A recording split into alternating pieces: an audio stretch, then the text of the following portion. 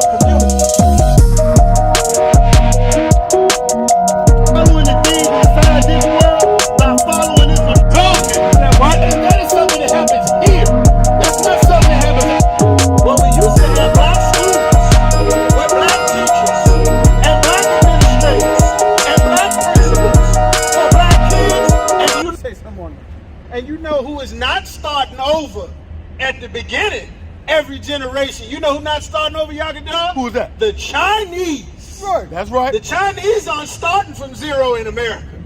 They having babies here too. You know who else not starting from zero?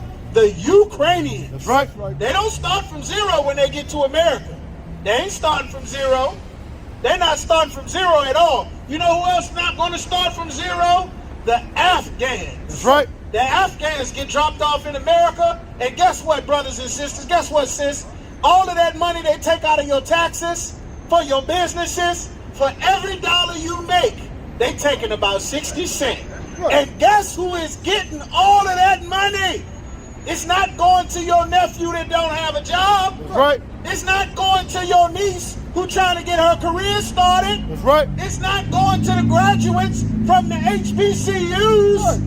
From Virginia State and Virginia Union and Norfolk State and Hampton. It ain't going to black people. It's going to the Afghans. Right.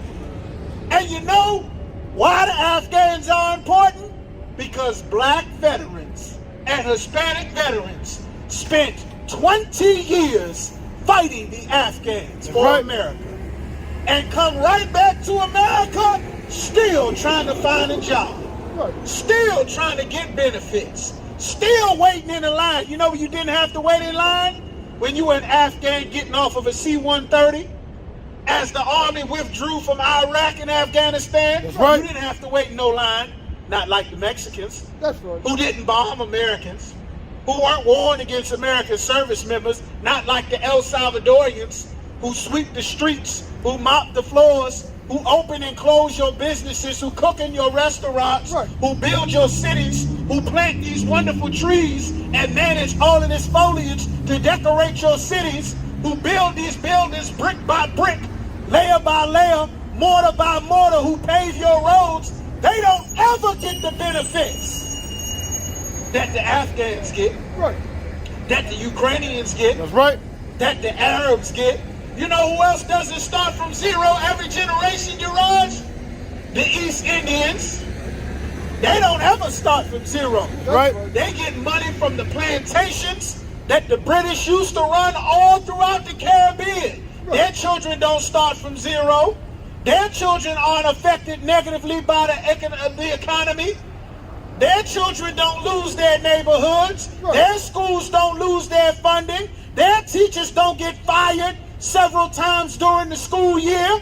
Their classrooms aren't filled with substitute teachers. Do you know whose classrooms are filled with substitute teachers?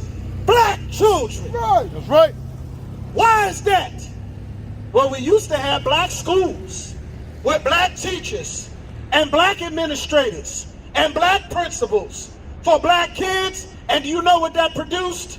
It produced doctors, scientists, lawyers, professors, engineers, inventors. You know what it didn't produce? Drug dealers, gang members, murderers, strippers, prostitutes, OnlyFans, single, independent black women without fathers, without husbands for those children. It didn't produce any of that. It didn't. But you know what y'all can do? Maybe us joining America was a bad thing. Right. Maybe that wasn't a good thing like they tell us every year. I mean, we did get to join the Navy and the Marines and the Army to be put on the front line, to be called a monkey when your facial hair grew. That's right. To get razor bumps all in your face because you're not supposed to shave your beard. Right. To be in a foxhole like Private First Class Lavina Johnson in the middle of Afghanistan in a bunker with her team where they raped and beat her to death and blew her brains out and burned her genitals and set the tent on fire just to tell her family she committed suicide. That's right. With a rifle with a 16.5-inch barrel on a 4-foot 19-year-old baby, killed herself in the middle of Afghanistan. That's right. After she broke her own jaw and her own nose and burned herself in her tent. Right. You know what? Maybe that was a bad idea. Maybe it was a bad idea for Hispanics to join the military. Let's ask the family of Vanessa Gillian, who complained about being sexually harassed. By the way, if you join America's Navy as you pledge for that flag, just know they're reporting about 1,000 rapes every single week. Right. They even have a pretty term for it called military sexual trauma. That's right. That's what's going on behind that uniform that you're so proud of, that Martin Luther King told us to join and march and pledge allegiance to the flag. Mass sexual assault. Right. So much that they had to make up a term for it. So much. You know when we didn't have this problem? When we were in our black communities. That's right. Being our own military. That's right. To deal with our own families, with our own teachers,